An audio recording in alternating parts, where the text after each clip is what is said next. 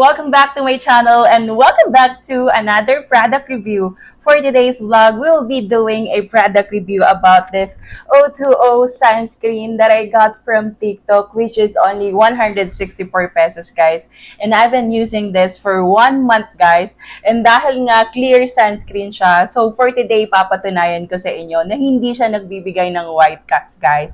So, i-apply natin siya sa mukha natin, guys, para mapatunayan natin na hindi siya kagaya ng ibang sunscreen na may white cast.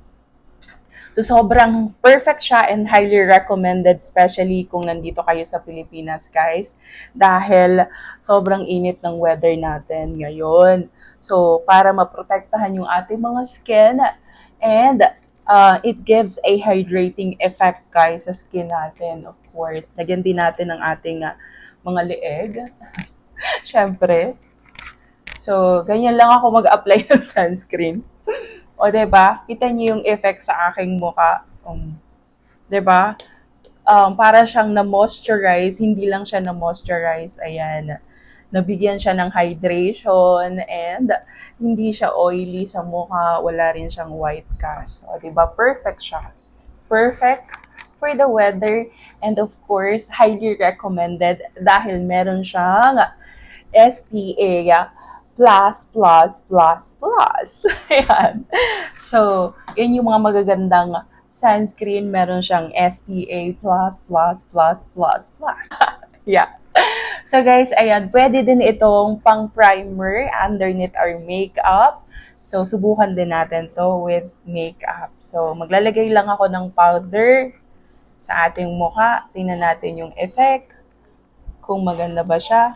Konting powder lang. Sobrang gustong-gustong ko tong sunscreen na to kasi perfect siyang pang primer na din, 'di ba? So meron ka ng sunscreen, meron ka pang primer, 2-in-1 na siya, 'di ba? Ayan, perfect. Ganda. Ganda-gandahan. Char. Ganda-ganda siya. So, yan lang yung ginagamit ko recently sa aking skin para maprotektahan sa init.